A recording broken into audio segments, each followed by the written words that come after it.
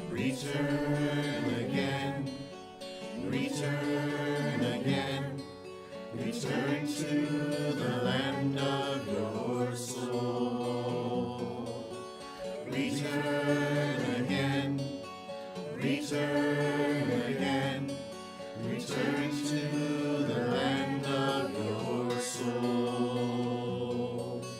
Return to who you are, return to what you are, return to where you are, born and reborn and return to who you are, return to what you are, return to where you are, born and reborn and return again, return again, return to the land of your soul. Hashivenu, Hashivenu, Adonai Elecha, Vena Shuva, Vena Shuva,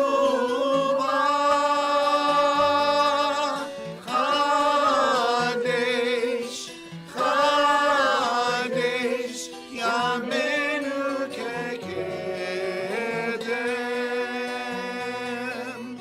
Return again, return again, return to the land of your soul.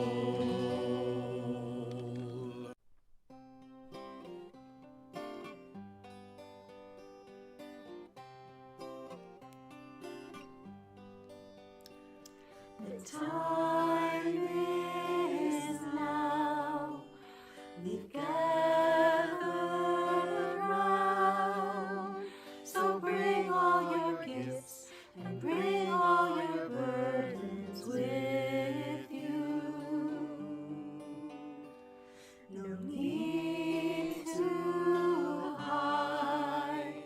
Arms open wide. We gather as one to make a Makom Kadosh. We come to tell, we come to hear, we come to teach, to learn, we come to grow, and so we say, time is now. Sing to the one. God's presence is here. Shekhinah, you dwell among us. We'll make this space a holy place. So separate, so whole, rejoice every soul who enters here.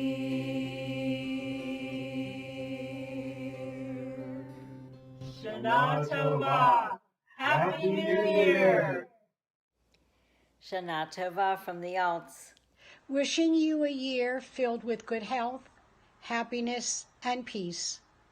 May you be inscribed in the book of life for a sweet, beautiful year. Hi everybody, this is Rod Woodson. I know that you guys cannot be together in one of the biggest holidays of the year for you guys, but just know that Steeler Nation, from my family to yours, wants to say Shana Tovah to you. Blessings to you throughout the year. Shana Tovah from the Steinfelds. On Yom Kippur, we stand in judgment on the Day of Atonement. Where did we come up short of being our best selves in the year that has now passed? When did we stand idly by, turning a blind eye and thus enabling racism and sexism and xenophobia?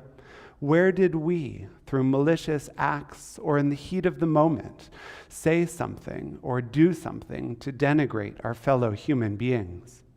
When have we done wrong? Where have we strayed? Where have we sinned?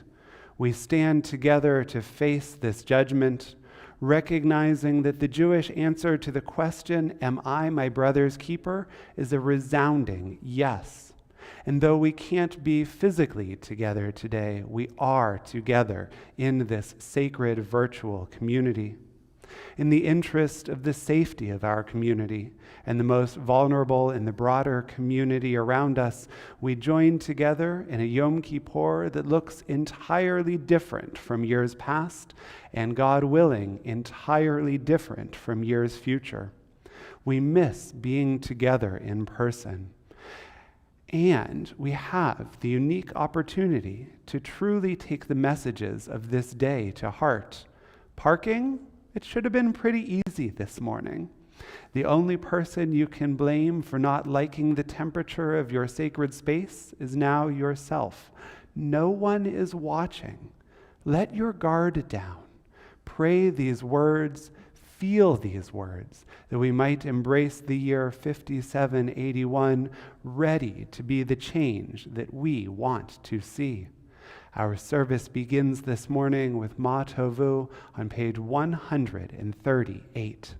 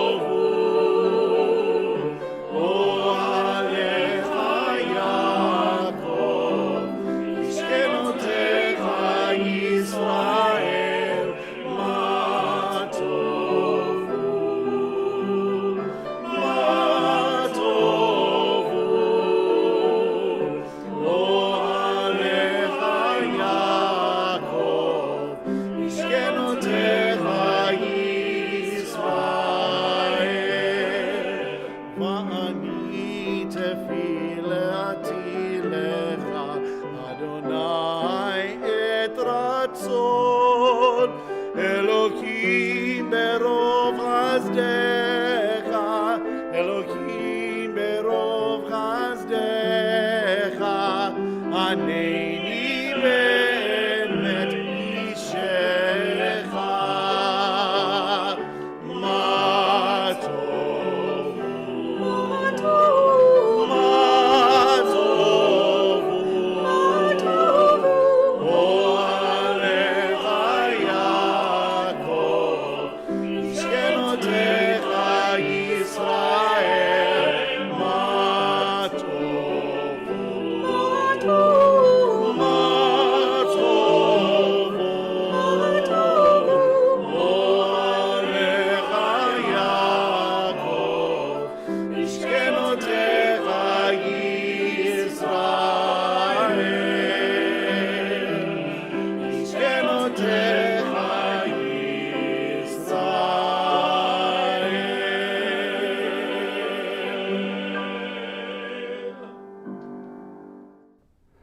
On page 140, we continue with words of Psalm 27. Just one thing I have asked of God, only this do I seek, to dwell in God's house all the days of my life, to behold divine sweetness and beauty, and to gaze in delight upon God's holy temple.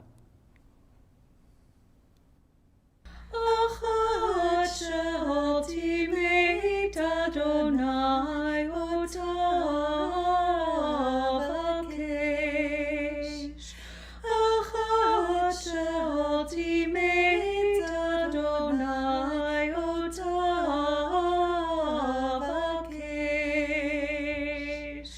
shivti b'veit Adonai kol yemei chayai, לחזות בנועם בנועם אדוני ולבקר בהיכלו, לחזות בנועם בנועם אדוני ולבקר בהיכלו. Page 156, and then on page 158, we give thanks for our bodies and the souls implanted within.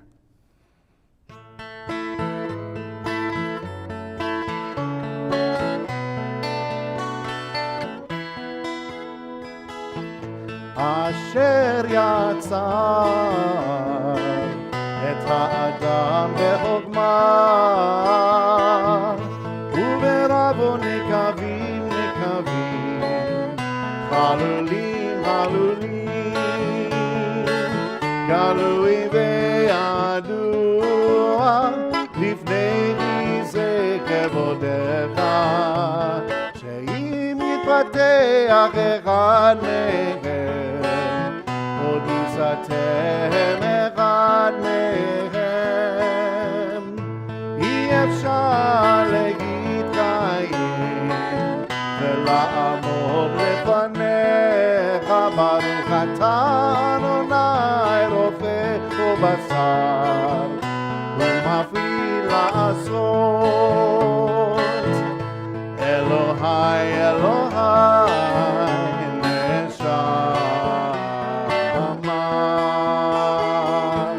שנתת בי טהורה היא, אלוהי אלוהי נשמה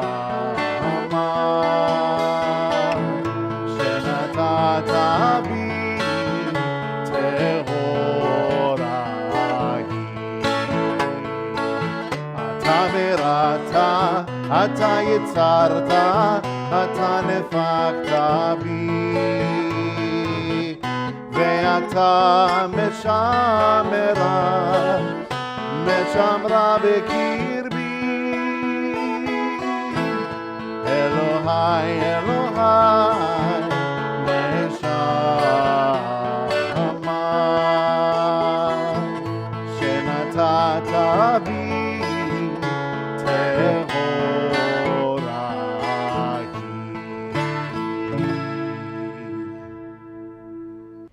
We continue now on page 178 with our Baruch Hu praise.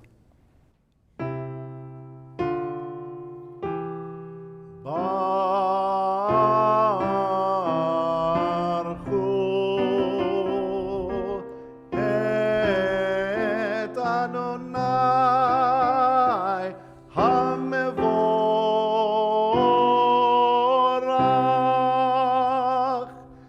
Baruch Adonai hamevorach, le'olam va'ed.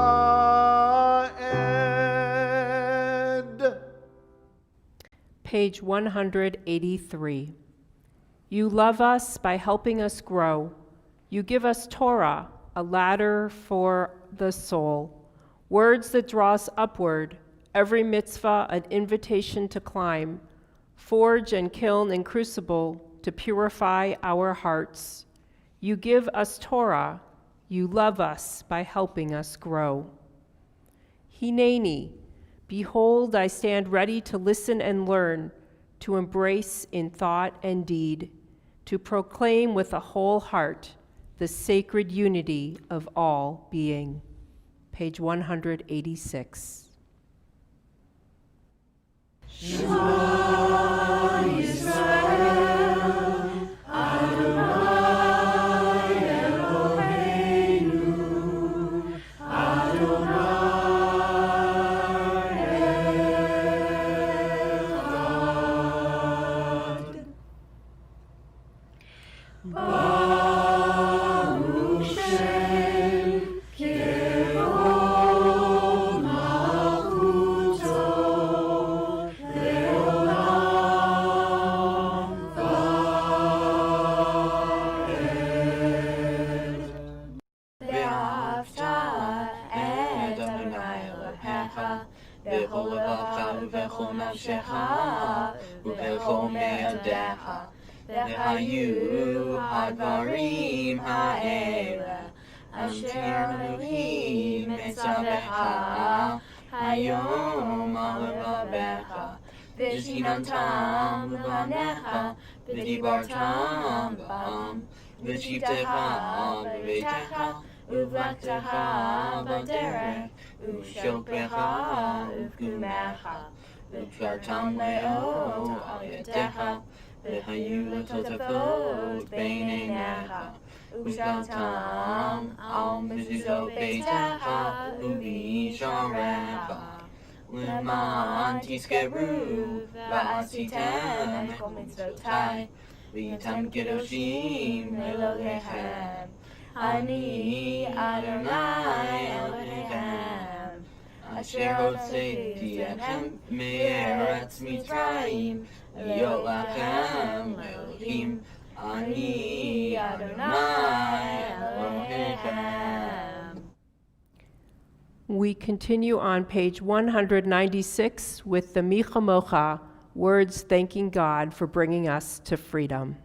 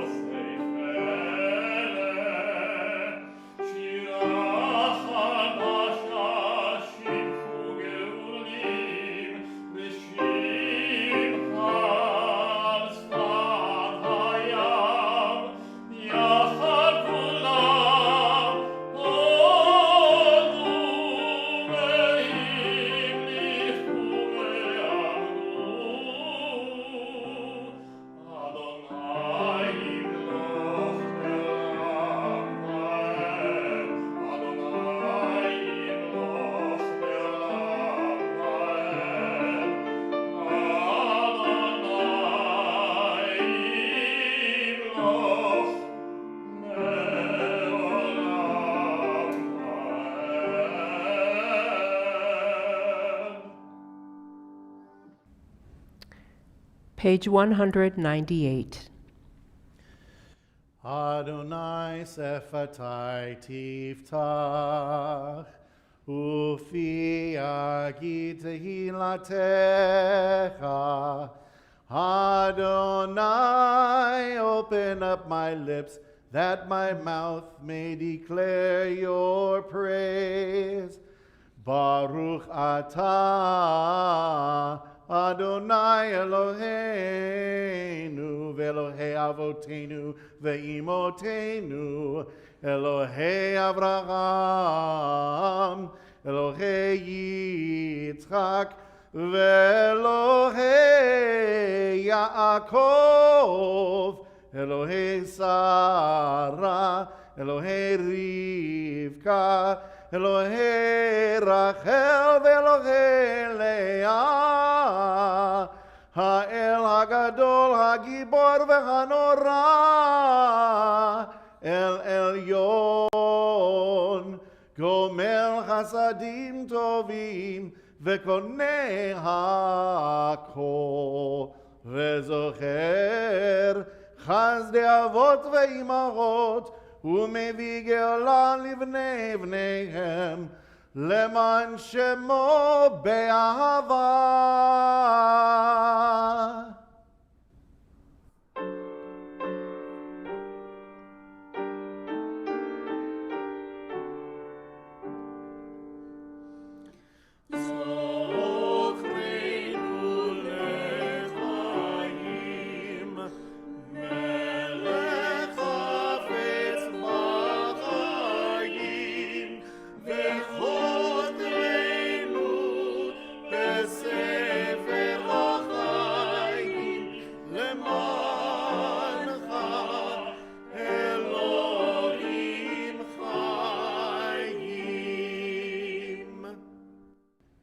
מלך עוזר ומושיע ומגן, ברוך אתה אדוני מגן אברהם ועזרת שרה. אמן. אתה גיבור לעולם אדוני, מחיה הכל אתה רב להושיע מוריד הטל.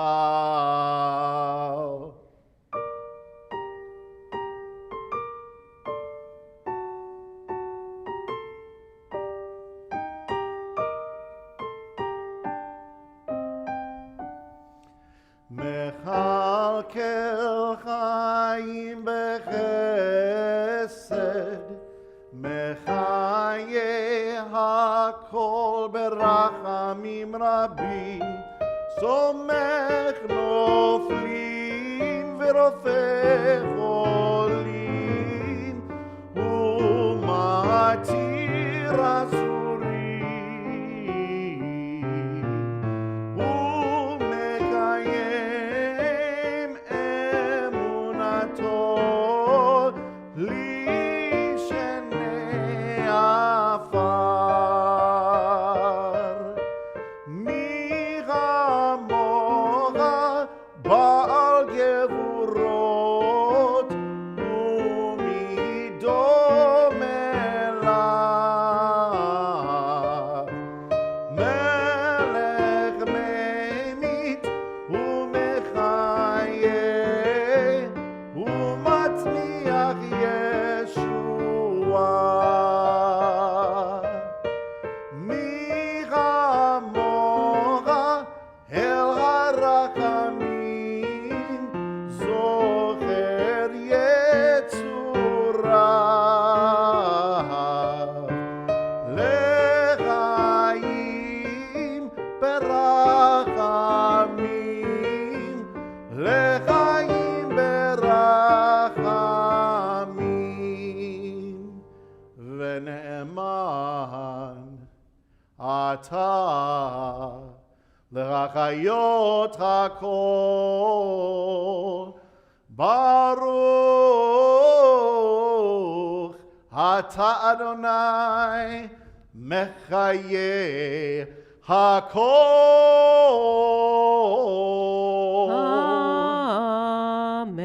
Amen. Page 209. Today we call it by its rightful name, a day of dread, Nora Vayom. Unwelcome visitor, for we want to live in a sunny world where God is love and all endings are happy. But the drumbeat sounds and the words tumble down, and even the angels tremble with fear. For all things are judged, and all things will pass, and life ends in a heartbeat, and death knows our name. At the start of the year, in the season of truth, comes the day of remembrance for all we forget and all we deny, and we fall on our knees in the depths of our hearts, for we know that the bell tolls for us. The words are old and the language was theirs, but the call is real and the message is ours. Take hold of your life while you still have the chance, for your story will end, and it might be this year in a way you don't know. Take hold of your life, make things right while you can, and don't miss the call of the day of dread. ונתנה תוקף קדושת היום, כי הוא נורא ואיום.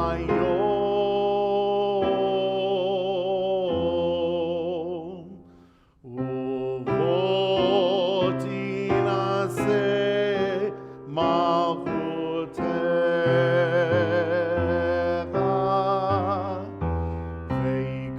וייכון בחסד כיסאך, ותשב עליו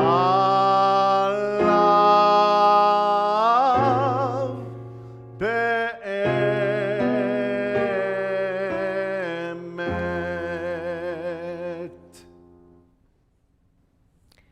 And so a great shofar will cry, Tekiah. A still small voice will be heard. Angels in a whirl of fear and trembling will say, Behold, the day of judgment, for they too are judged. In your eyes, even they are not blameless. All who come into the world pass before you like sheep before their shepherd. As a shepherd considers the flock when it passes beneath the staff, you count and consider every life. You set bounds, you decide destiny, you inscribe judgments. בראש השנה ייכתבון, וביום צום כיפור וביום צום כיפור ייחתמון, וביום צום כיפור וביום צום כיפור ייחתמון.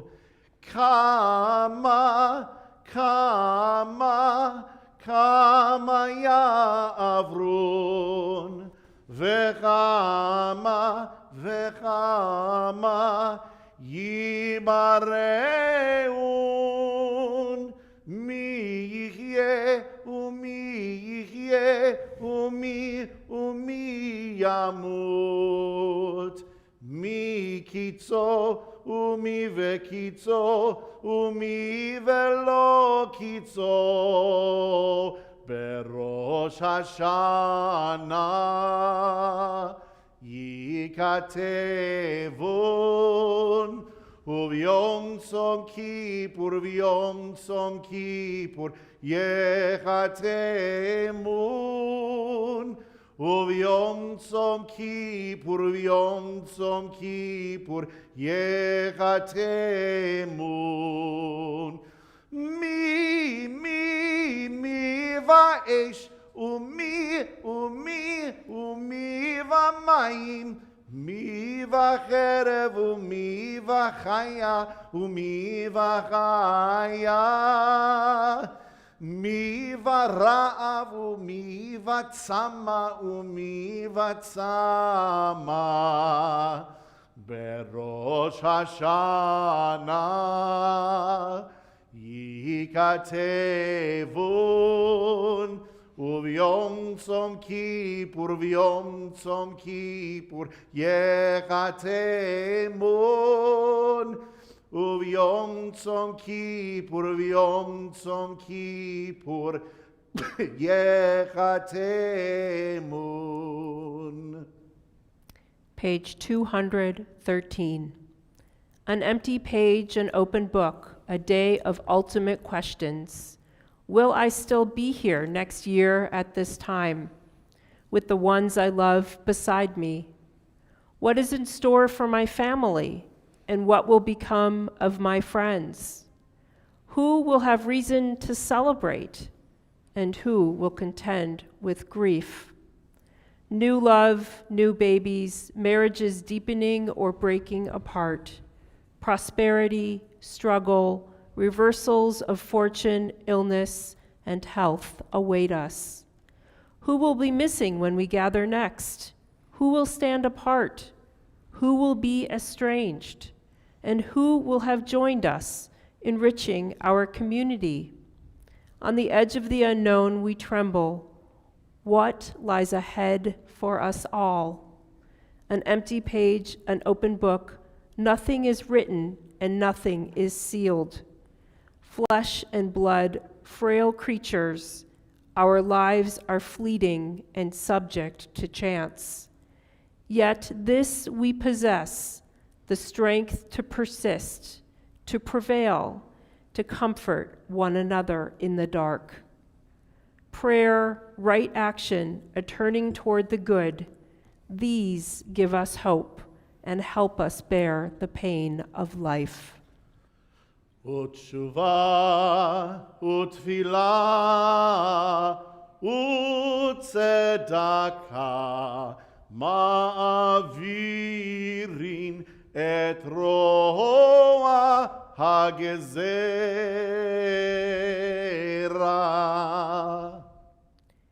You are everything that we praise you for, slow to anger, quick to forgive. You do not wish the death of sinners, but urge them to return from their ways and live. Until the day of death, you wait for them. You accept them at once if they return. Since you created us, you know our impulses. We are but flesh and blood. Page 218.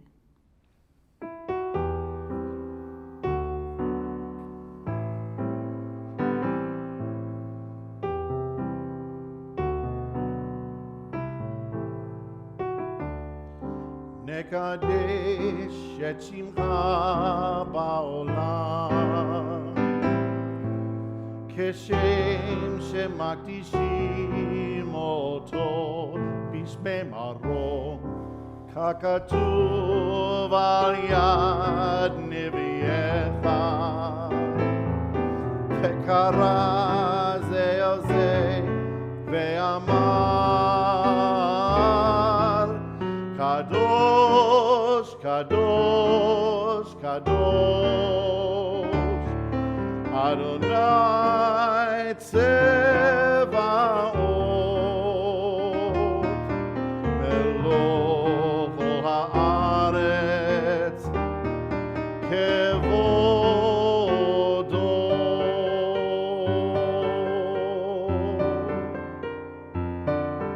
אדיר אדירנו, אדוני אדוננו, מה אדיר שמך בכל הארץ.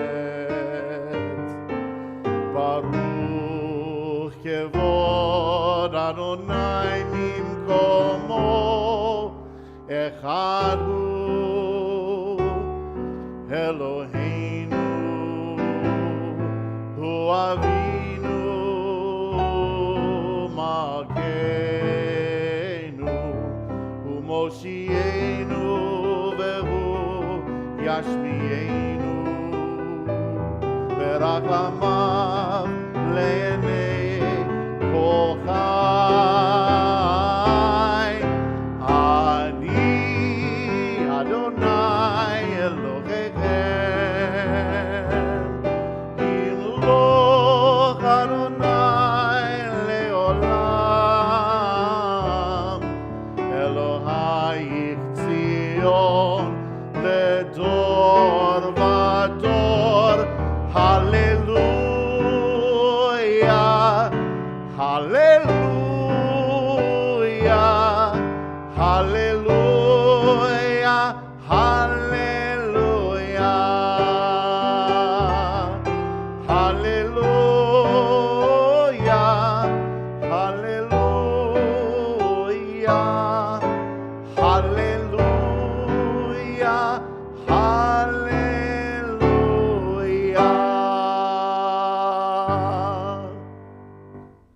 On page 232, Eloheinu v'Elohei avotenu v'imotenu ya'aleh v'yavo v'yagia v'yira'eh v'yiratzeh v'yishama v'yipaked v'yizacher zichronenu ufikdonenu v'zichron avotenu v'imotenu v'zichron Yerushalayim ir kodshecha v'zichron kol amcha beit Yisrael lefanecha lifleta letova lechein ol chesed ol rachamim lechaim ol shalom bayom hakippurim hazeh Zochrenu Adonai Eloheinu bo letovah.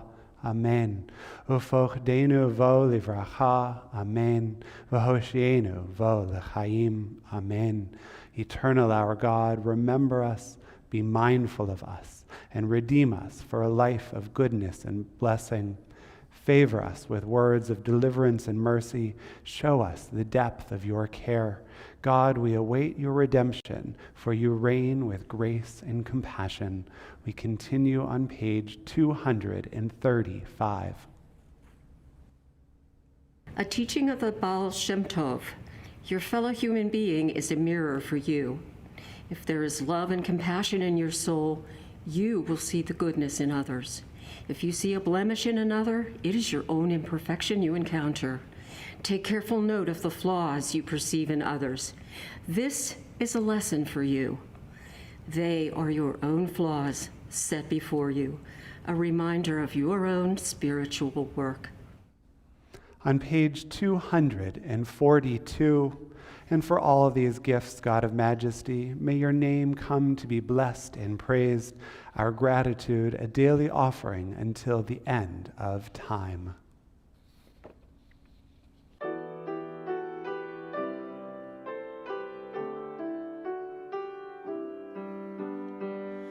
Ve'al kulam yitbarach ve'yidromam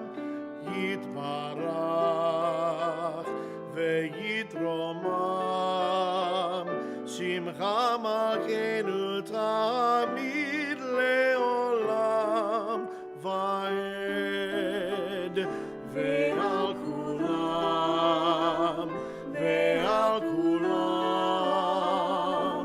yitbarach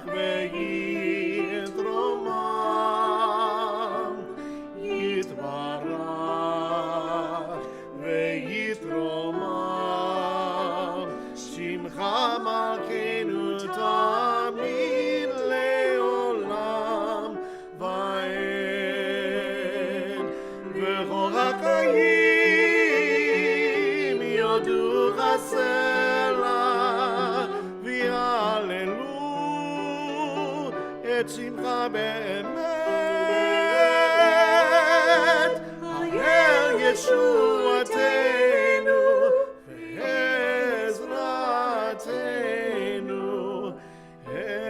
Ezratenu Selah ve'al kulam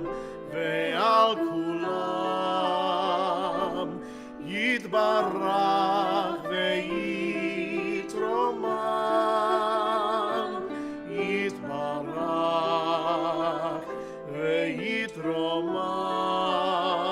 Shimcha Malkeinu tamid leolam va'ed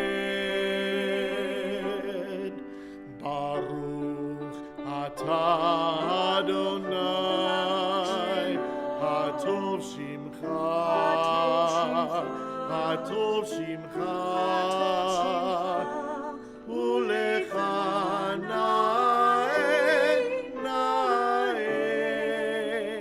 lechodot.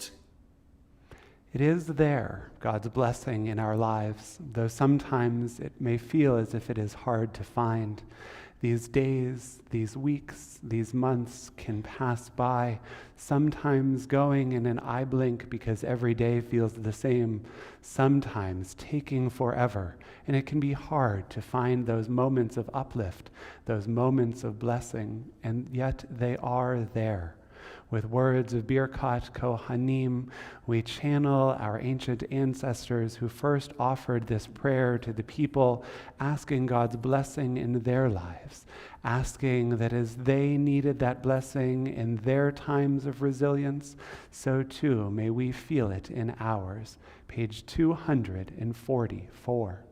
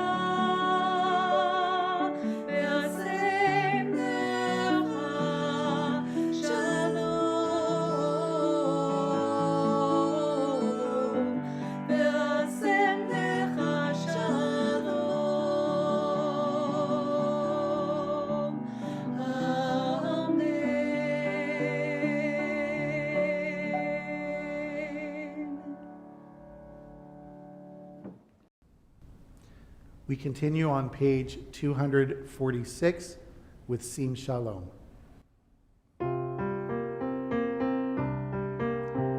Sim Shalom, Tovah u'bracha ba'olam, chen v'chesed v'rachamim aleinu, ve'akol Yisrael amecha. Barcheinu Avinu, Barcheinu Avinu, kulanu ke'echad ke'echad, be'or be'or panecha, ki ve'or panecha natata lanu Adonai Eloheinu, Torah chayim ve'ahavat chesed, u'tzedakah u'beracha ve'rachamim ve'chayim ve'shalom, ve'tov beinecha, levarech et amcha Yisrael bechol עת ובכל שעה בשלומך, בספר חיים ברכה, בספר חיים, בספר חיים ברכה ושלום, ופרנסה טובה, ניזכר וניכתב לפניך אנחנו וכל עמך בית ישראל.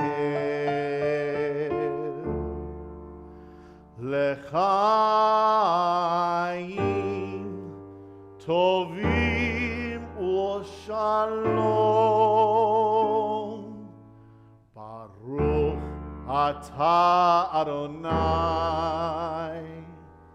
עושה השלום.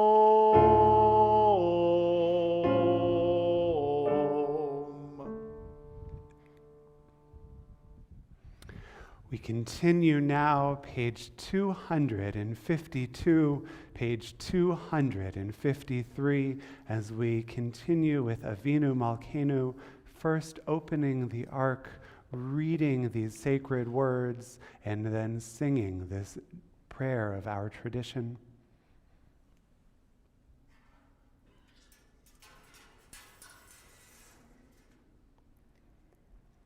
Avinu Malkeinu, Shema Kolenu.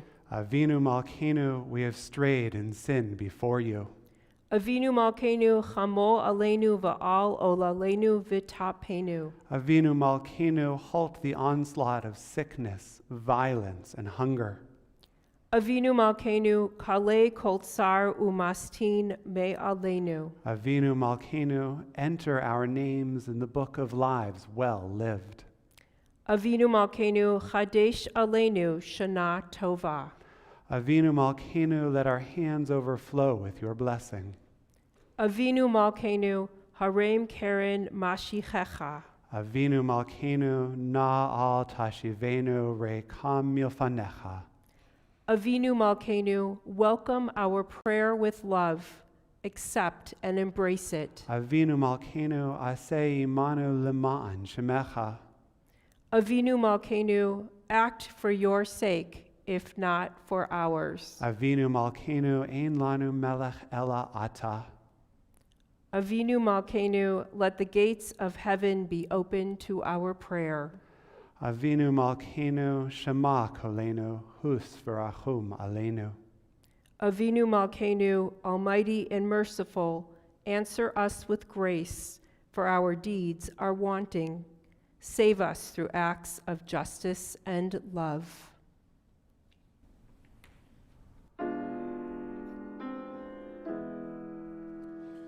Avinu Malkeinu, Avinu Malkeinu, Avinu Malkeinu, Vanenu Aleinu, Ki Emanu Masim, Aseh Imanu, Tzedaka v'chesed. Aseh Imanu, Tzedaka v'chesed ve'oshienu. Aseh Imanu, Tzedaka v'chesed ve'oshienu. Avinu Malkeinu, Avinu Malkeinu, Avinu Malkeinu, Chalenu Aleinu, Ki Emanu Masim.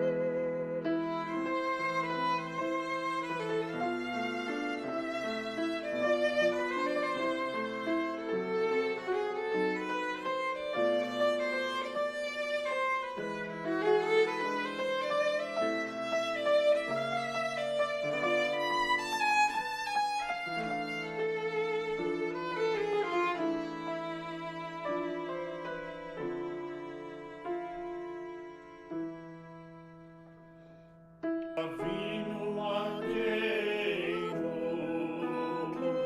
Avinu Malkeinu, Avinu Malkeinu, Chalenu Aleinu, Ki Emanu Masim.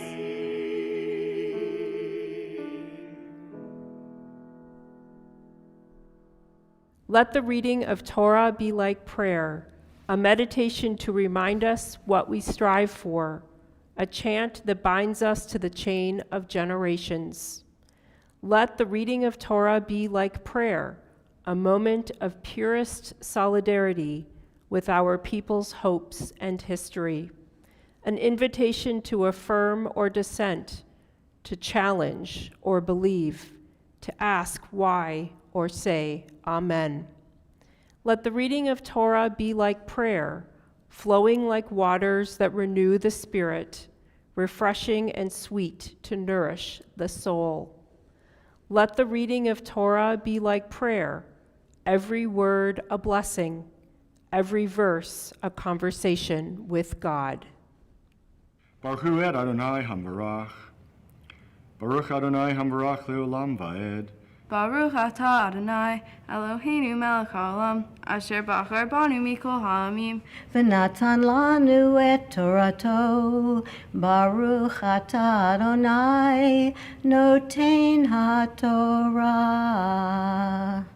Amen. Atem nesavim hayom kulchem lifnei Adonai Elohechem. Roshechem, Shiftechem, Zignechem, Rishorechem, Kah, Ish Yisrael, Tachem Neshechem, V'gerecha, Asher B'karev Mechanecha, Mechadevesecha, Shoev Memecha, Le'avrecha, B'vri, Adonai Elohecha Uvalato, Asher Adonai Elohecha, Goreitimcha, Ayom, Laman Hakim Otach Ayom Lo, Leam Bahu Yelachal Elohim, Kasher Diver Laha, Kasher Nishvah Lavatecha, Le'Abraham Litzchak Yaakov, V'lo Itchem Levadchem, Anochi Koreh Brit Hazov, V'ed Hazov, Ki Et asher yeshno po imenu hayom lifnei Adonai Eloheinu v'et asher enenu po imanu hayom v'haya ki yavo elecha kol advarim ha'ele habracha v'haklala asher natati lefanecha v'hashevota al levavecha V'chayim asher hichacha Adonai Elohecha shama v'shavta al Adonai Elohecha v'shamata b'kolo geho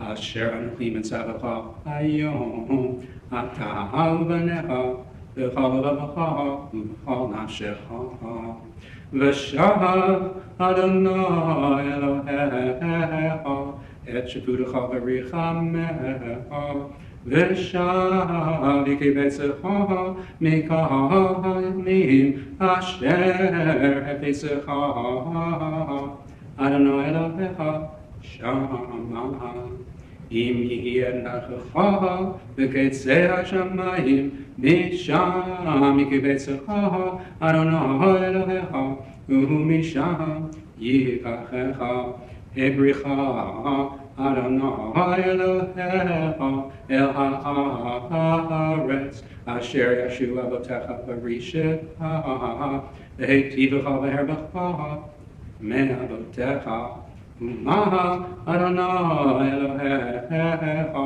et levavecha v'et levav Zarecha le'ahava et Adonai Elohecha v'chol v'chol v'chol nafshecha le'man chayecha v'natan Adonai Elohecha et kol halelot ha'ele al avecha ve'al shenachecha asher ridatucha yata tashuv v'shamata b'kol Adonai V'asita et kol mitzvotav asher anochi mitzavacha hayom. Ohirtecha Adonai Elohecha v'cha ma'aseh yadecha v'fri biknecha u'v'fri v'hemtecha u'v'fri adametecha l'tova Ki yashuv Adonai lashuv elev alato kasher sas al avotecha כי תשמע בקול אדוני אלוהיך לשמור מצוותיו וחוקותיו הכתובה בספר התורה הזה, כי תשוב אל אדוני אלוהיך בכל לבבך ובכל נפשך. כי המצווה הזאת אשר אנוכי מצווך היום לא נפלת היא ממך ולא רחוקה, היא לא בשמיים היא לאמור מי יעלה לנו השמיים אביוקך לנו וישמיענו אתה ונעשנה, ולא מעבר לים היא לאמור מי יעבר לנו אל עבר הים ויוקך לנו וישמיענו אתה ונעשנה, כי קרוב אליך הדבר מאוד בפיך ובלבבך לעשותו.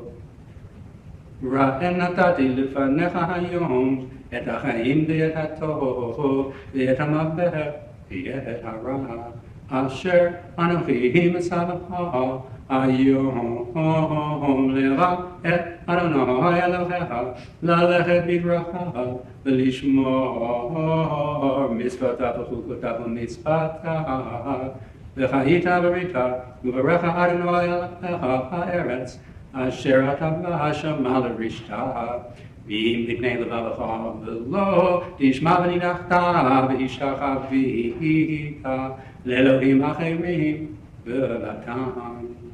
הגעתי לכם היום כי אבות תאבדו לא תרחן ימים על אדמה אשר אתה עובר את הירדן לבוא שמה לרשתה. נתתי בכם היום את השמיים ואת הארץ, החיים המוות נתתי לפניך, הברכה הקללה ובחרב בחיים למען תהיה אתה בזרעך. ליווה את אדוני אלוהיך לשמוע בקולו ותתקרבו, כי הוא חייך ויארך ימיך לשבת על האדמה אשר נשבע אדוני לאבותיך לאברהם ליצחק וליעקב לתת להם. Baruch atah Adonai Eloheinu melech haolam asher natan lanu Torah demet v'chayei olam nata b'tochenu Baruch atah Adonai noten haTorah. We turn to page 272. There we find words of healing. We think now of all those in our community, in our families, among our friends who have been affected by illness. We pray that God will grant to each of them and to us a refuah shlema, a healing not only of body, but of spirit as well.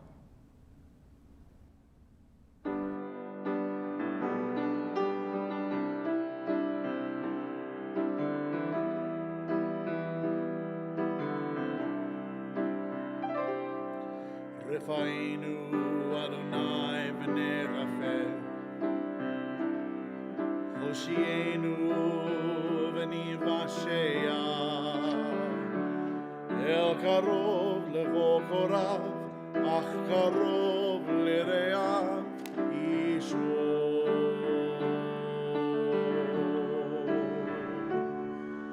We pray for healing of the body. We pray for healing of the soul, for strength of flesh and mind and spirit. We pray to once again be whole. El Narifana. Oh, please heal us now. Refuat ha-nefesh, refuat ha-guf, refuat shlema. El narifana.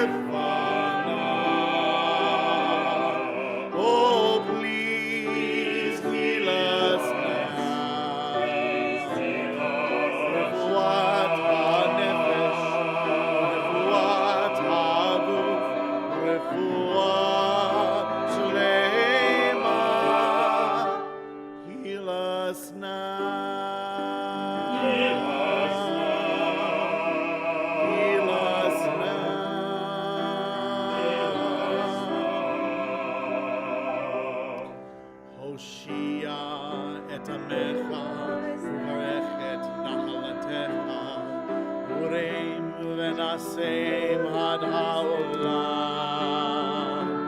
Mi sheberach avoteinu, mi sheberach imotenu, Ana Adonai Hoshiana. We pray for healing of our people. We pray for healing of the land and peace for every race and nation, every child, every woman, every man.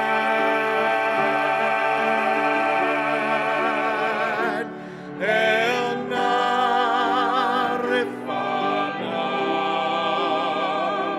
Oh, please heal us now. Refuat ha-nefesh, refuat ha-guf, refuat shlema. El Narifana. Oh, please heal us now. Refuat ha-nefesh, refuat ha-guf, refuat shlema. Heal us now.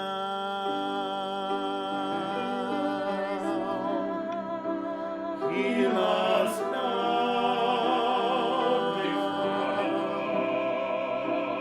Heal us now.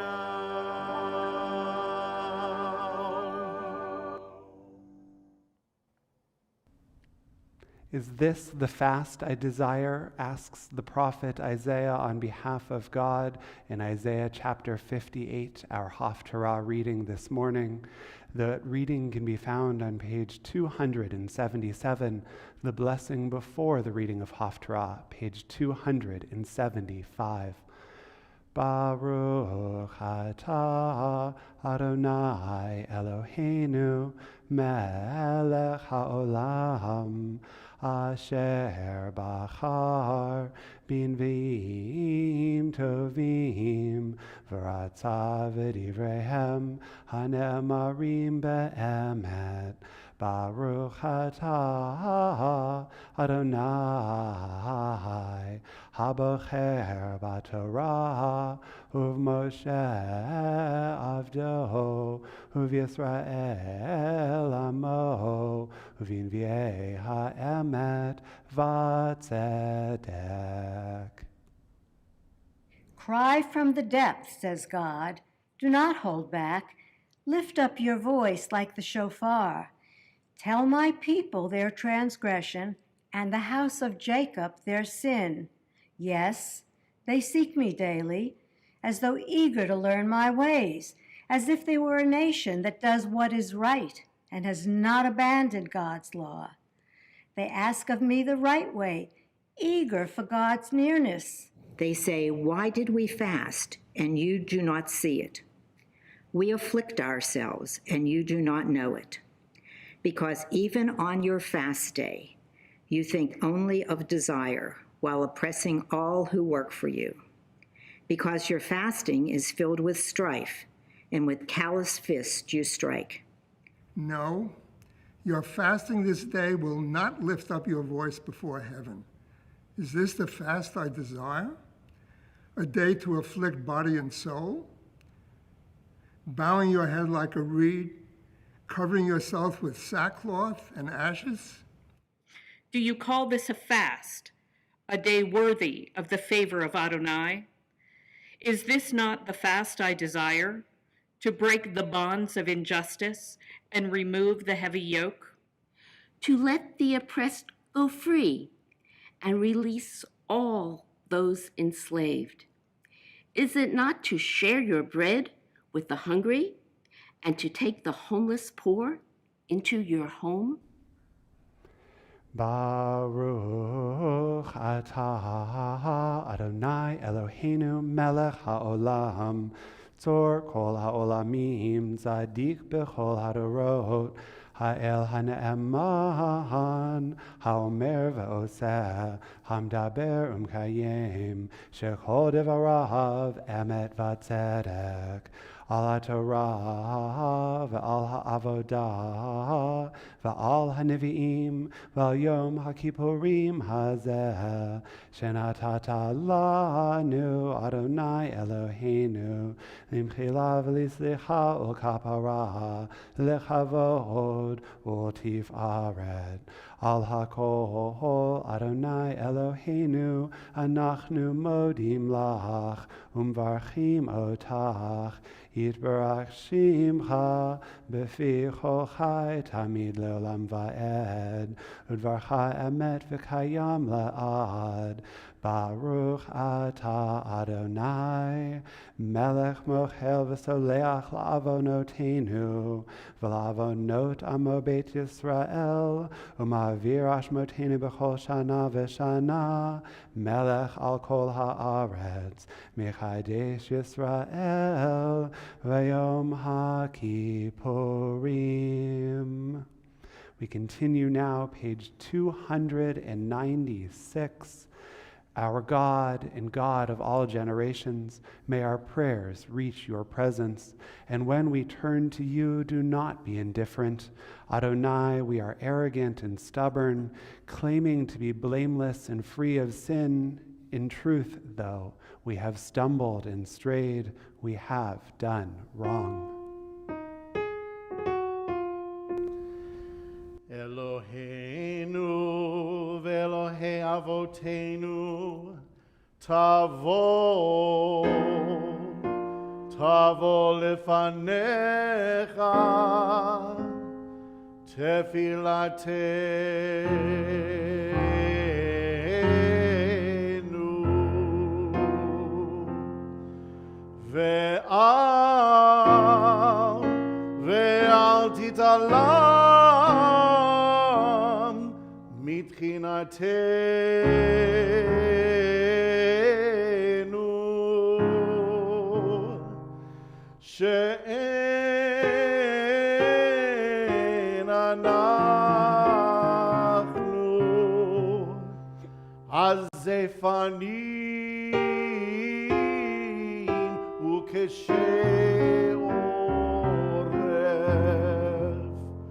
lomar lefanecha Adonai Eloheinu ve'Elohei avoteinu, tzadikim anachnu ve'lo chatanu.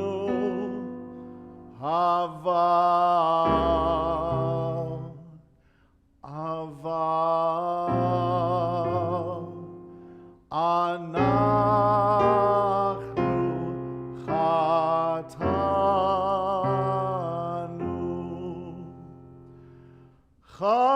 chatanu, Avinu pashanu.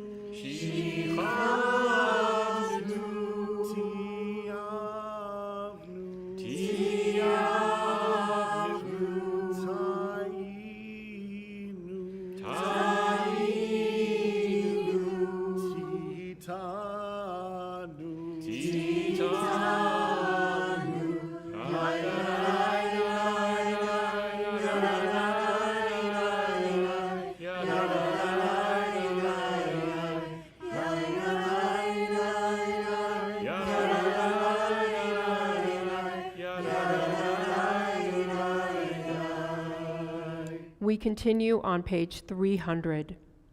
For these sins, our God, we ask forgiveness. Al chet shechatanu lifanecha ba'ones uvratzon, va'al chet shechatanu lifanecha beyodim uvlo yodim. The ways we have wronged you through our thoughtlessness, and harm we have caused in your world through impulsive acts of malice. Al chet shechatanu lifanecha bechozek yad, v'al chet shechatanu lifanecha bezilzul horim umorim. The ways we have wronged you by giving in to our hostile impulses, and harm we have caused in your world through inflexibility and stubbornness. Al chet shechatanu lifanecha bechachash uvchazav, v'al chet shechatanu lifanecha bekalut rosh. The ways we have wronged you in our routine conversations, and harm we have caused in your world through envy. V'al kulam Eloha salichot, salach lanu, machal lanu, kaper lanu. For all these failures of judgment and will, God of forgiveness, forgive us, pardon us, lead us to atonement.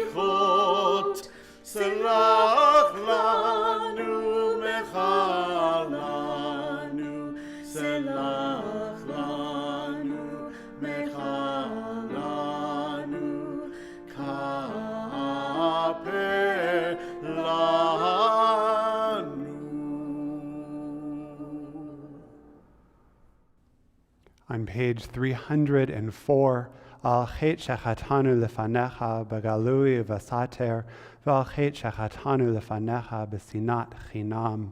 The ways we have wronged you by losing self-control, and harm we have caused in your world through consumption of food and drink. Al chet shechatanu lefanecha begilui arayot, v'al chet shechatanu lefanecha be'imutz halev. The ways we have wronged you through greed and exploitation, and harm we have caused in your world through dishonesty in business. Al chet shechatanu lefanecha behir hor halev, v'al chet shechatanu lefanecha bir chilut. The ways we have wronged you by offering or accepting bribes, and harm we have caused in your world by profaning your name in public. V'al kulam Eloha slichot, salach lanu, machal lanu, kaper lanu. For all these failures of judgment and will, God of forgiveness, forgive us, pardon us, and grant us atonement.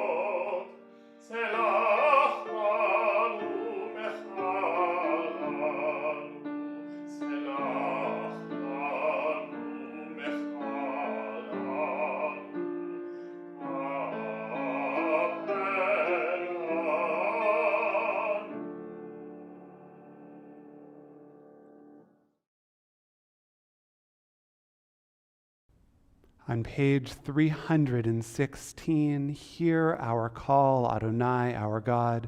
Show us compassion. Accept our prayers with love and goodwill.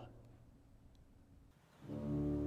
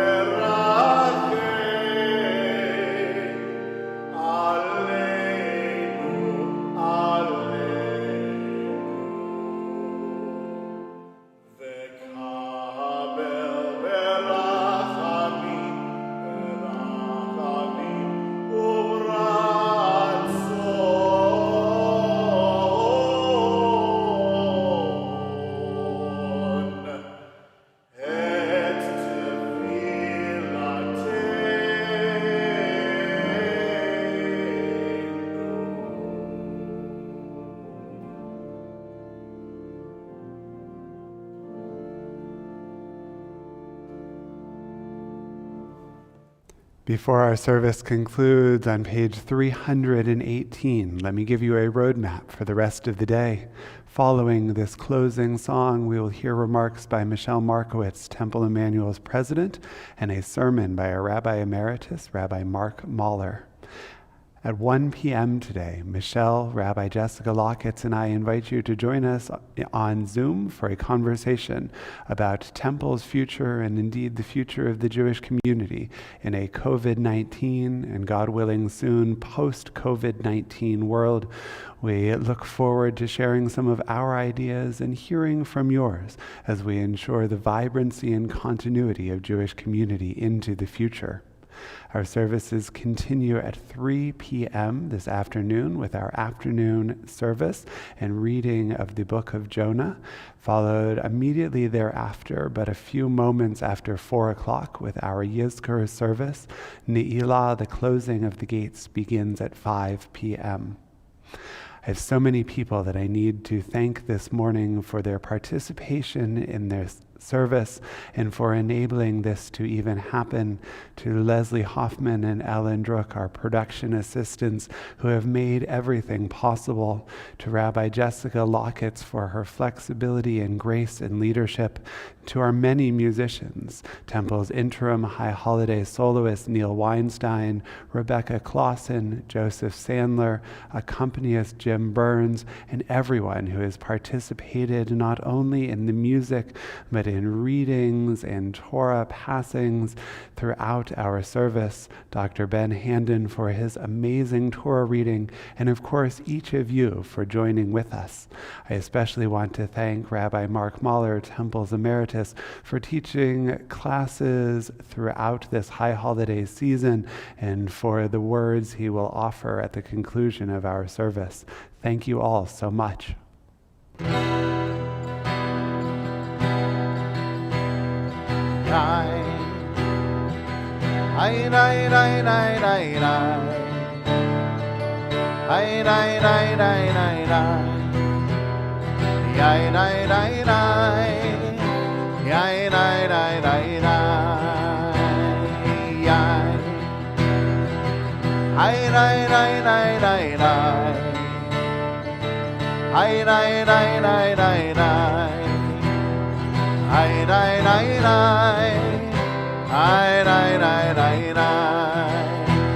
Hayom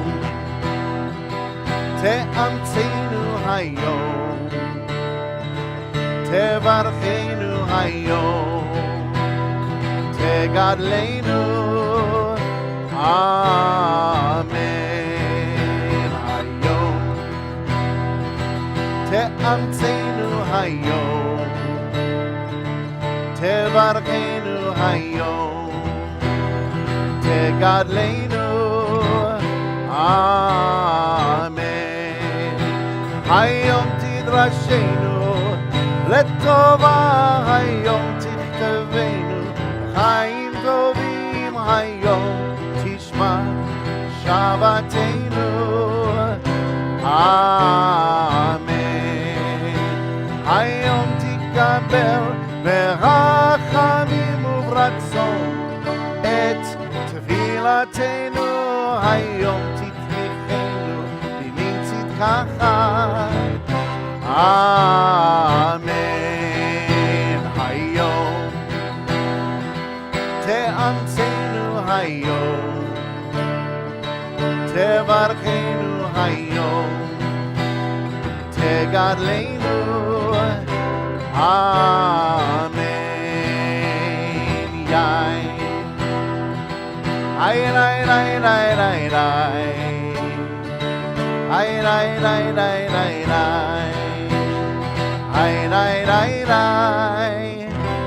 ay ay ay ay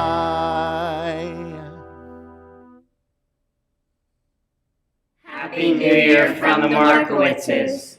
On behalf of the Horowitz and Anderson's family, have a happy and healthy New Year.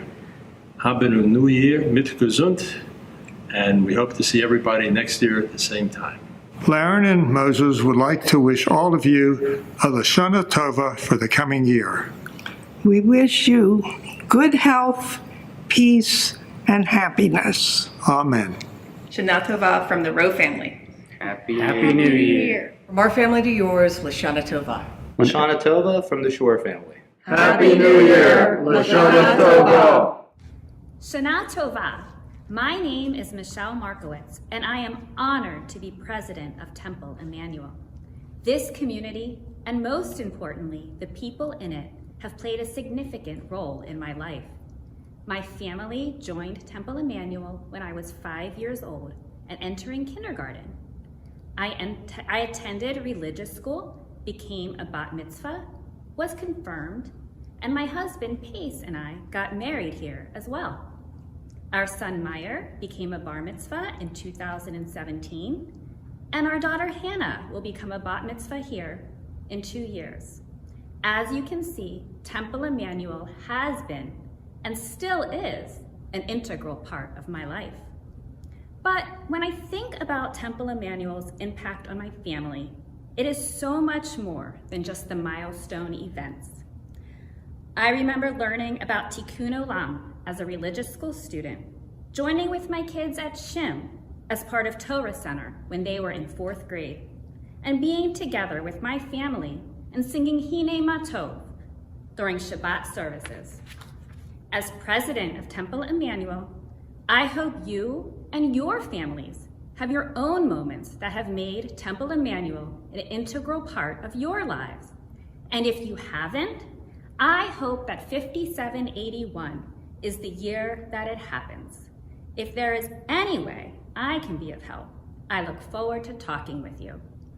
I know this new year is going to bring many challenges to our lives here in our own community, and of course, in the community and world around us.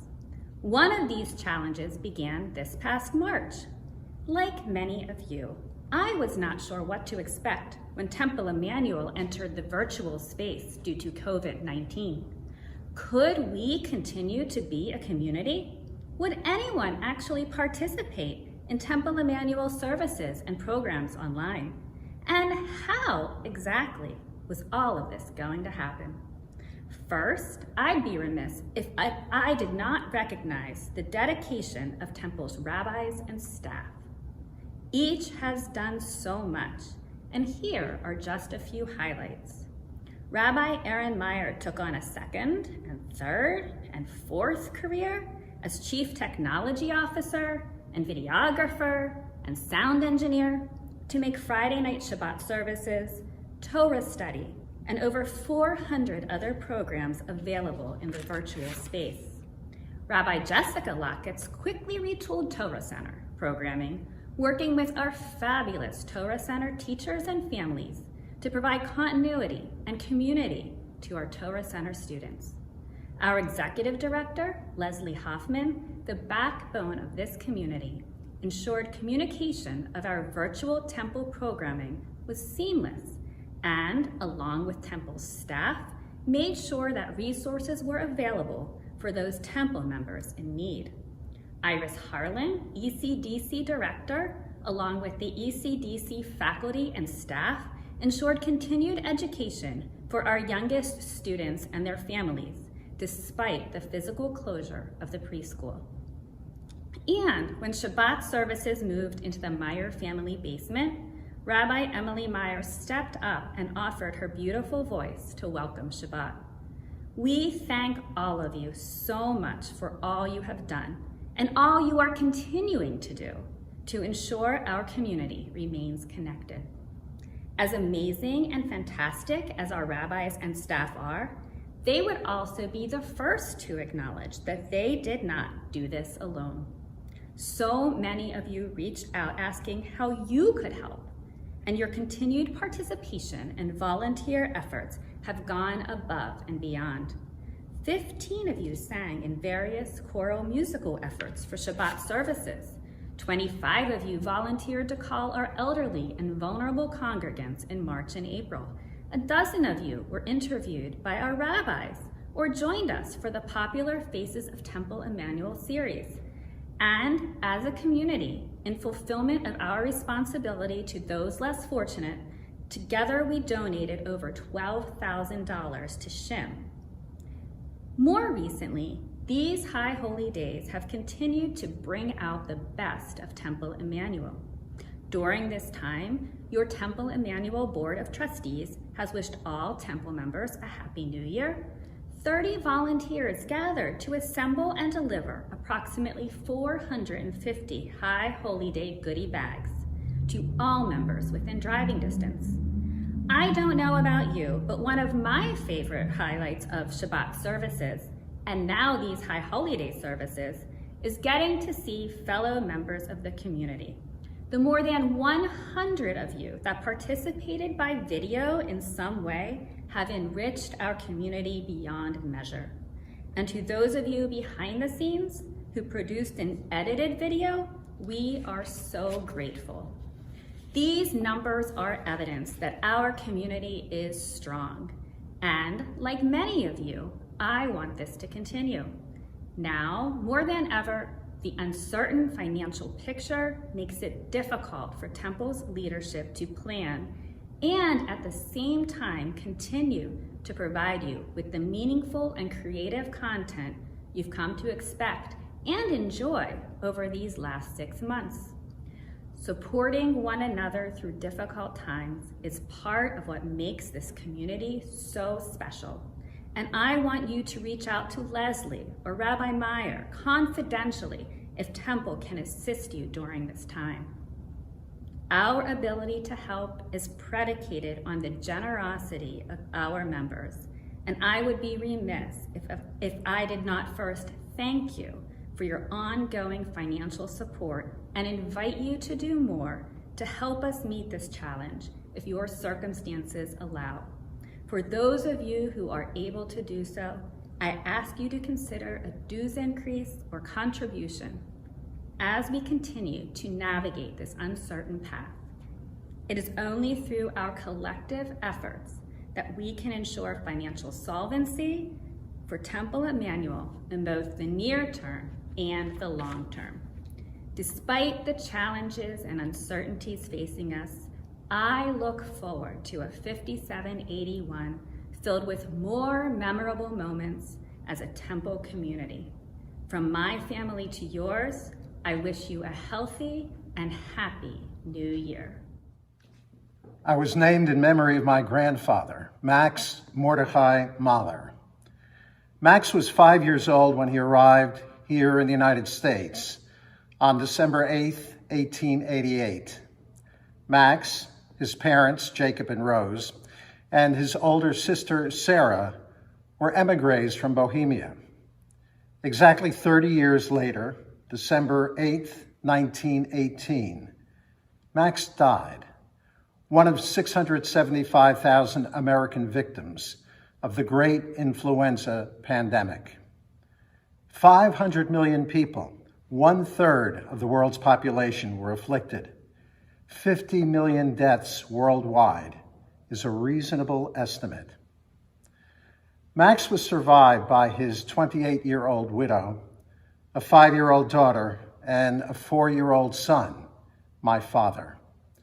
For the rest of my father's life, he could not recall a single memory of his father. Following his father's death, his mother had to go to work. 100 years ago, daycare did not exist, so my father was placed in an orphanage for a year. Although my father could recall his experiences in the orphanage, he would only say that it was awful. His awful year in the orphanage likely erased all his memories of his father. I can only guess how much the specter of the 1918 flu pandemic loomed over my father's life. I certainly know how much it has loomed over my life. It was a significant factor in my becoming a rabbi. Plagues and pandemics are familiar territory for the Jewish people, starting with the Torah. So for reasons both personal and professional, I have long been a student of the 1918 flu pandemic. In my studies, the most gripping, informative, yet readable account is John M. Barry's book, The Great Influenza. It was a New York Times bestseller when it was first published in 2004.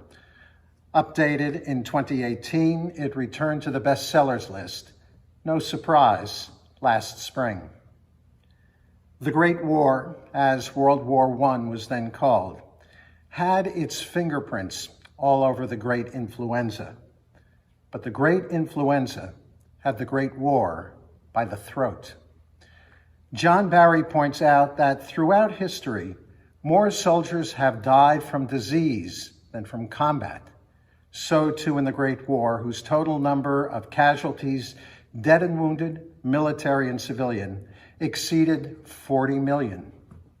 Yet, as California Senator Hiram Johnson then ruefully observed, the first casualty of war is truth. You may know this pandemic as the Spanish flu. That's not the truth. Simply because Spain was a neutral, non-combatant in the Great War, the Spanish government did not censor the Spanish press coverage of the pandemic. Among all the combatants, government censorship of the press prevailed. When the press in these countries picked up reports from Spain, they called it the Spanish flu. According to John Barry, the likely truth was the pandemic actually began here in the United States at Camp Funston, an Army training base at Fort Riley, Kansas. Men living together in crowded barracks quickly passed the infection to one another. The trainees were then assigned to other camps in more crowded barracks. Eventually, every soldier was deployed from East Coast cities to the war front in France via transport ships with even closer quarters. Meanwhile, on the home front, workers streamed to factories manufacturing war materiel in cities with crowded tenements, with living conditions that today's standards would call third world. This was how the Great Influenza took the Great War by the throat. Once Congress declared war, President Wilson's single-minded focus was galvanizing 100% support here for winning the Great War over there. American Jews played a significant part. Walter Lippmann, the influential journalist, sent a memo to President Wilson a week after we entered the Great War, suggesting the creation of a publicity bureau to keep morale high on the home front. The next day, Wilson issued Executive Order 2594, creating the Committee on Public Information. The committee then established an organization of 4-Minute Men.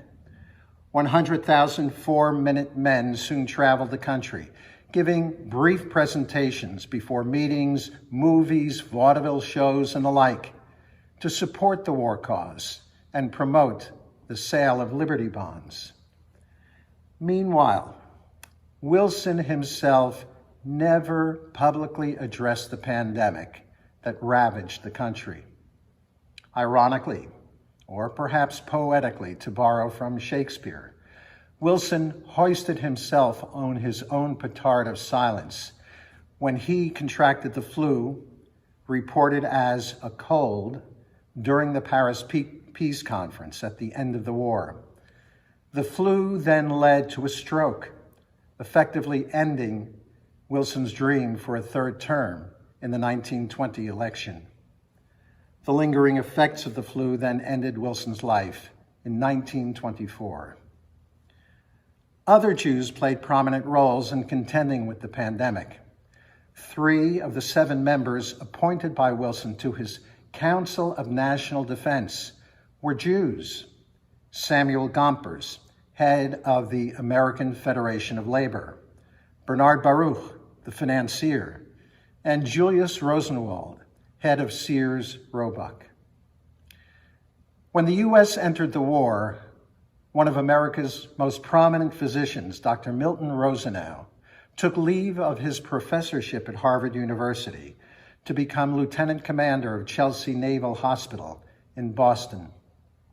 Rosenau's textbook on public health was considered the Bible by his peers. Rosenau was among the first to answer the question, why was this flu different from all other flus, identified ultimately as H1N1 influenza A virus. We must give special recognition to the 250,000 Jews who served in the American Expeditionary Force. More than 3,500 were killed in action, 12,000 wounded, 1,100 decorated for bravery, including 3 Medal of Honor recipients. General John J. Pershing, commander of the American Expeditionary Force, praised his Jewish soldiers with the following encomium. When the time came to serve their country under arms, no class of people served with more patriotism or with higher motives than the young Jews who volunteered or were drafted and went overseas with our other young Americans to fight the enemy. We should also remember that among the enemy General Pershing cited were 100,000 Jewish soldiers fighting for Germany. Here we have a hidden tragedy, a Jewish tragedy that had occurred only one other time in Jewish history. Jews on opposite sides of nations at war.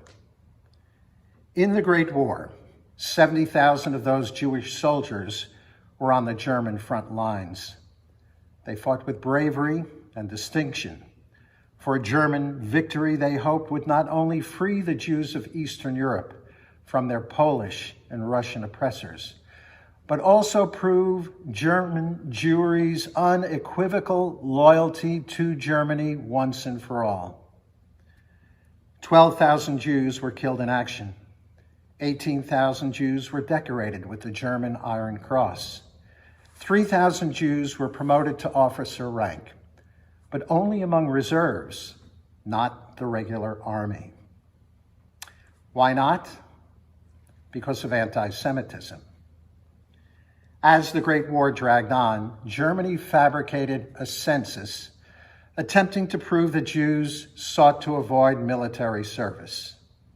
This was a calumny that echoed a similar calumny against Jews in the North during the American Civil War.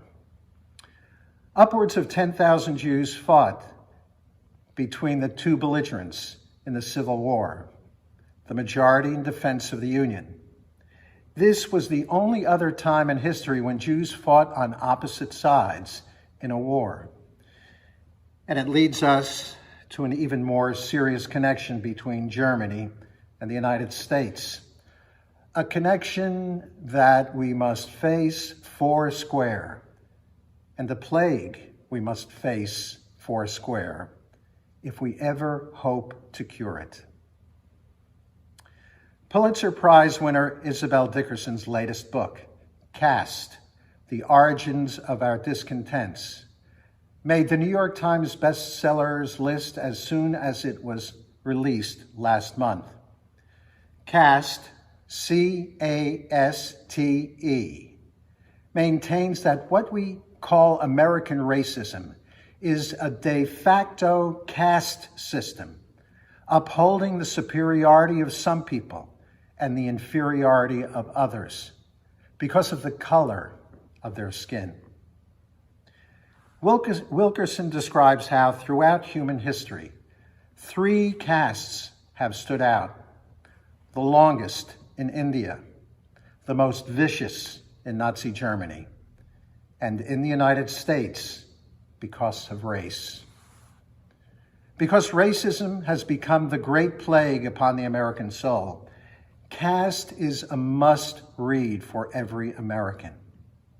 Caste is a must-read for all humanity, because as we Jews have taught the world, God said, "Let us make man in our image.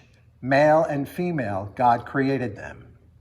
God did not say, "Let us make 5 human races according to their color of their skin."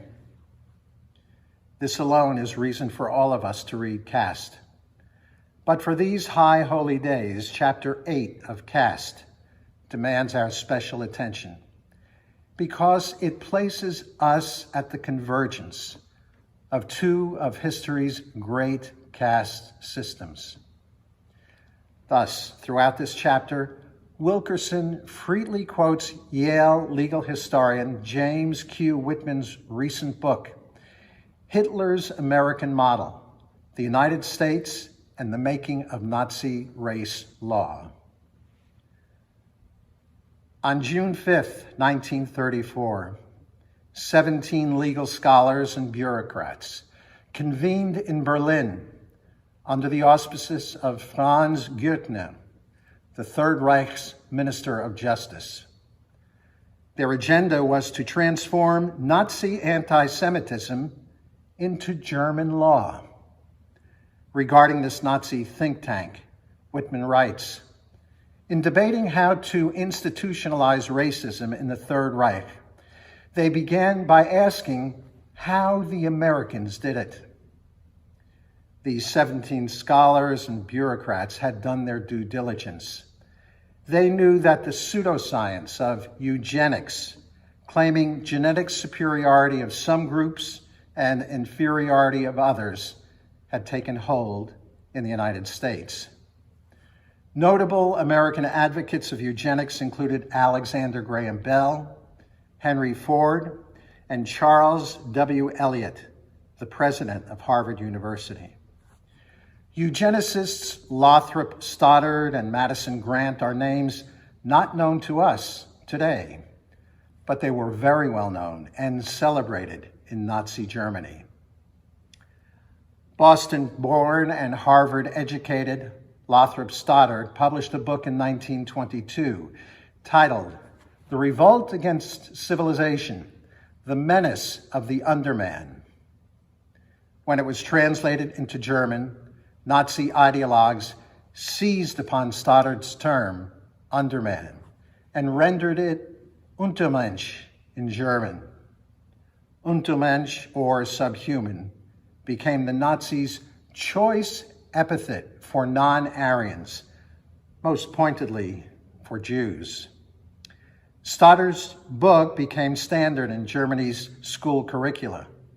Once World War II broke out, Stoddard spent 4 months in Germany as a journalist, covering compulsory sterilization trials of Untermenschen, so-called subhumans, modeled after American compulsory sterilization trials. He also met with leading Nazis, including Hitler himself. New York-born, Yale and Columbia educated, Madison Grant may have had even greater influence on Nazi ideology. After Hitler read the German edition of Grant's 1916 book, The Passing of the Great Race, which advocated a rigid system of selection through the elimination of those who are weak or unfit, Hitler sent written thanks to Grant that the book is my Bible. No doubt Hitler's self-proclaimed Bible was seminal in his writing of Mein Kampf, published in 1925. Caste describes how Hitler had studied America from afar, both envying and admiring it. He attributed America's achievements to its Aryan stock. He praised the country's near genocide of Native Americans. The Nazis in general were impressed by the American custom of lynching its subordinate caste of African Americans. Hitler in particular, quote, marveled at the American knack for maintaining an air of robust innocence in the wake of mass death. One member of the Nazi think tank, Heinrich Krieger, was completing a book titled Race Law in the United States, influenced by his experiences as an exchange student at the University of Arkansas. The think tank lawyers were well versed in the legal precedent of Plessy versus Ferguson, the 1896 Supreme Court ruling that deemed racial segregation constitutional, thereby legalizing racist Jim Crow laws. Here, legal scholar Whitman notes, the American Supreme Court entertained briefs from southern states whose arguments were indistinguishable from those of the Nazis. Whitman then adds, the United States, quote, was not just a country with racism, it was the leading racial jurisdiction, so much so that even Nazi Germany looked to America for inspiration, unquote. One thing puzzled the Nazis. Why hasn't the United States treated Jews as it has treated blacks? Cast suggests a simple answer. There are no blacks in Africa. They are identified only as members of tribes, Yoruba, Zulu, Hausa, Oromo, 3,000 African tribes altogether. They became blacks when they came to America, more precisely, when they were enslaved in America. As for us, before we Jews came to America, we were identified everywhere as Jews. However, when we Jews came to America, we became white. Please ponder deeply the consequences of these respective transformations. The deliberations of this Nazi think tank crystallized in the anti-Semitic Nuremberg laws of 1935, which gave rise to Kristallnacht in 1938, which gave rise thereafter to the 1942 Wannsee Conference, and the final solution to the Jewish question, which then gave rise to the murder of 6 million Jews by May 1945. Chapter 8 of Caste concludes with more than a touch of irony.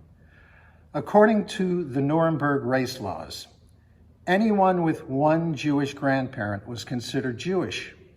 Whitman then contrasts this Nazi standard with the prevailing American standard.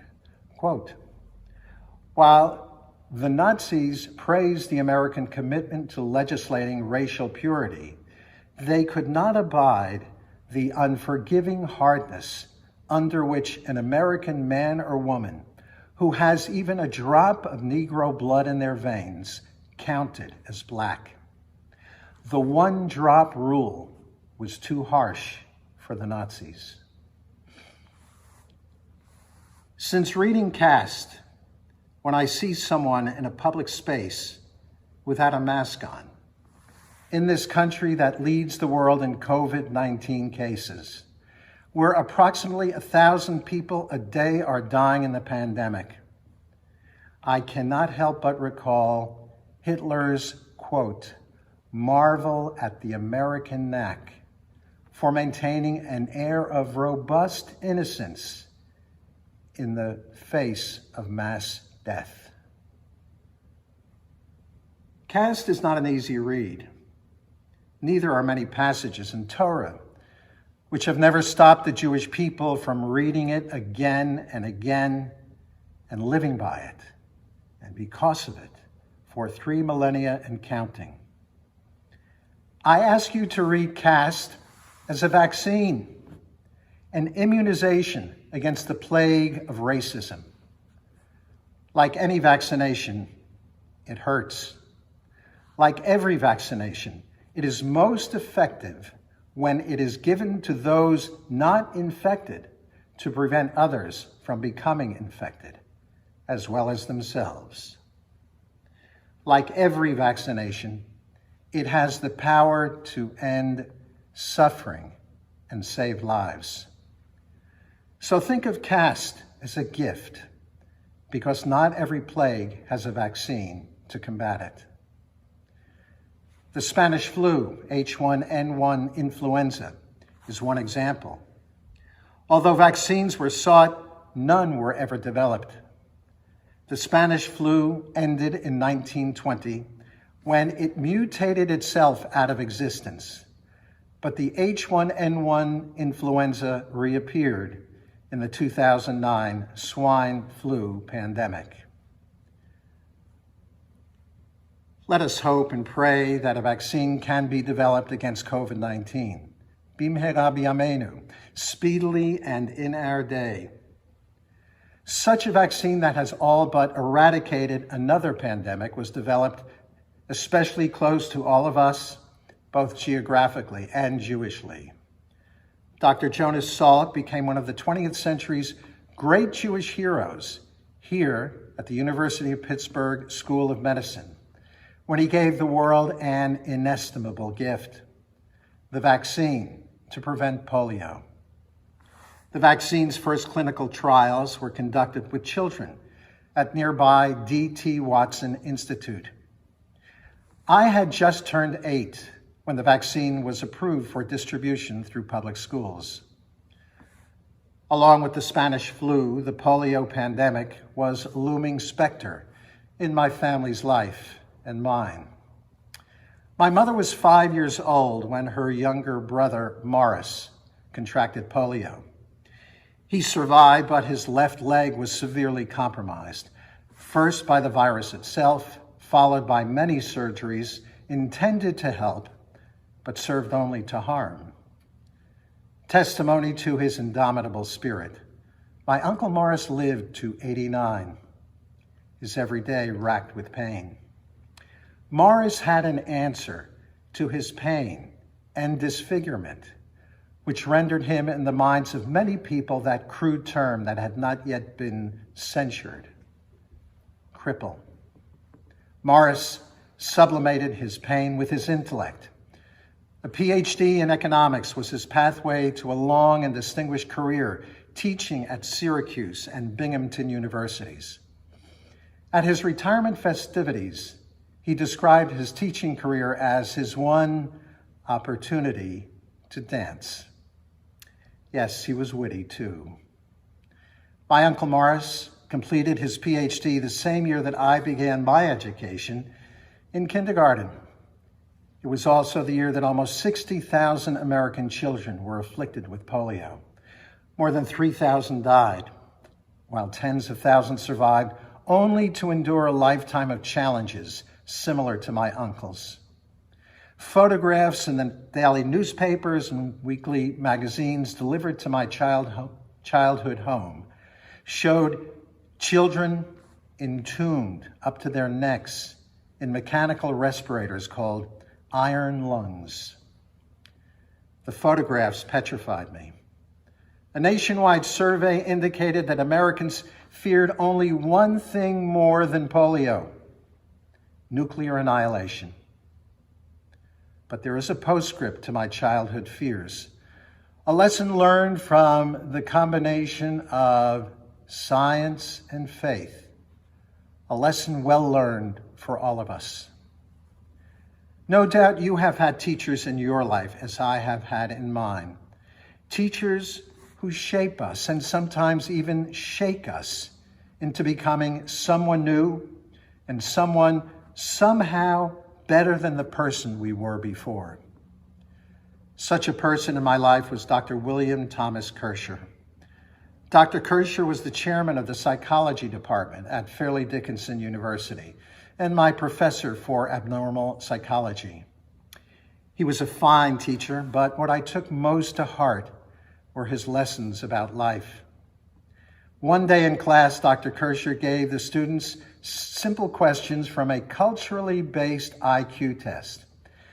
When the students reviewed our scores, a pattern quickly emerged.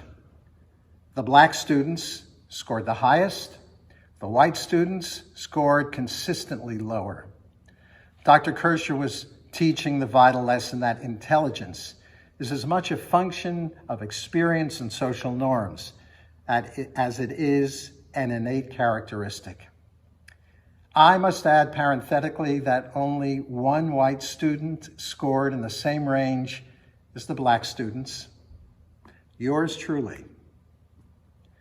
Knowing that I was a biology major and a chemistry minor, Dr. Kirscher asked me if I would prepare a half-hour presentation for the class on the biochemistry of the brain and nervous system.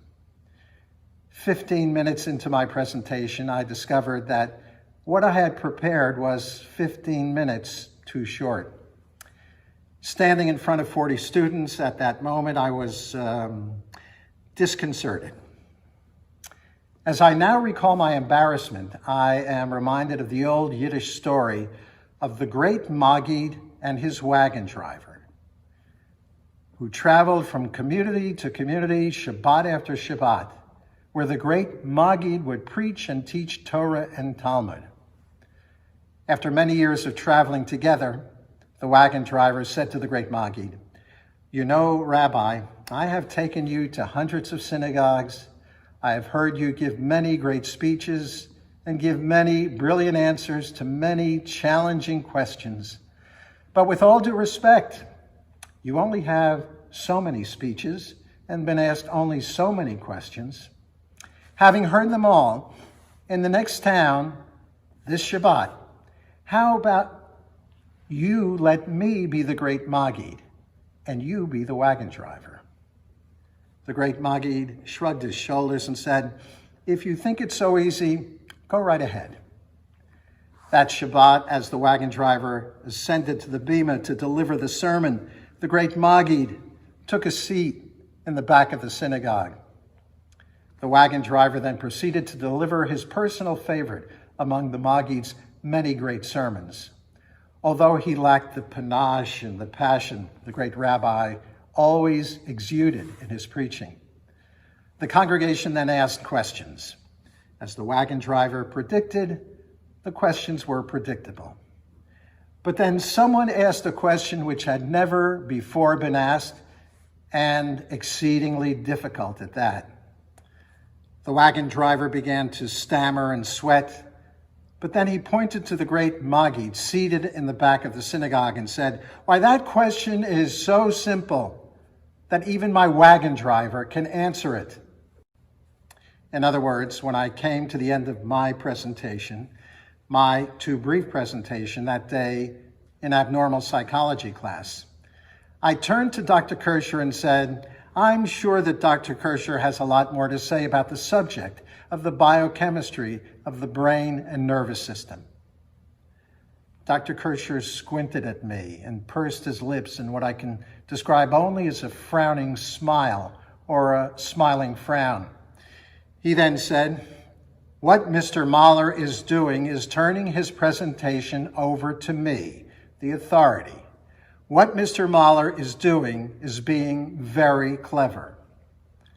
The class laughed, myself included. After class, Dr. Kirscher continued to chide me with affection and respect. The lesson learned that day is one that separates rabbis from wagon drivers. If you aspire to achieve, be prepared to over-prepare. This is a lesson well learned for everyone, whatever the endeavor in life. I should also note that the brevity of my presentation had little impact on my grade in abnormal psychology. I received an A.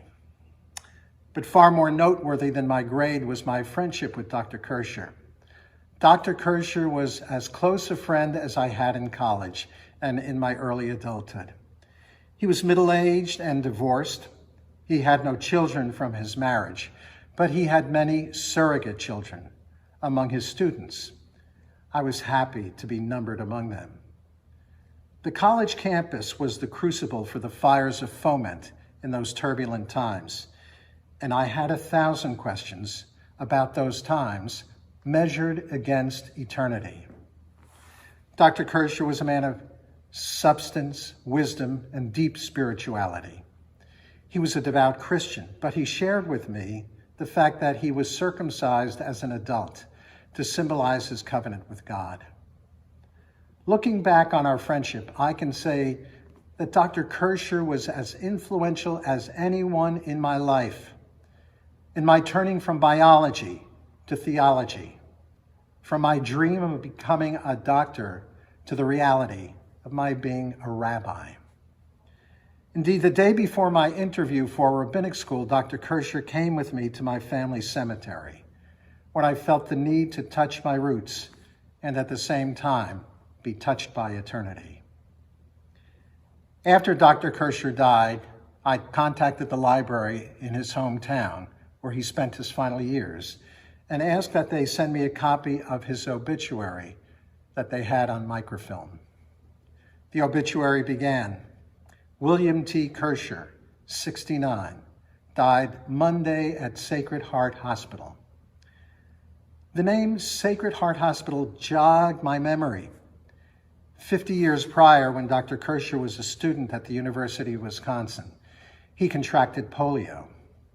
The virus attacked his intercostal muscles surrounding his lungs and essential to breathing. In effect, Dr. Kirscher was suffocating to death. He survived because of three factors. First, he had been blessed with a booming baritone voice. His vocal training had taught him to breathe from his diaphragm when his intercostal muscles failed. His diaphragm alone kept him breathing long enough to make it to the hospital and be placed in an iron lung. The iron lung, whose photographs had filled me with fear as a child, was the second factor that saved Dr. Kirscher's life.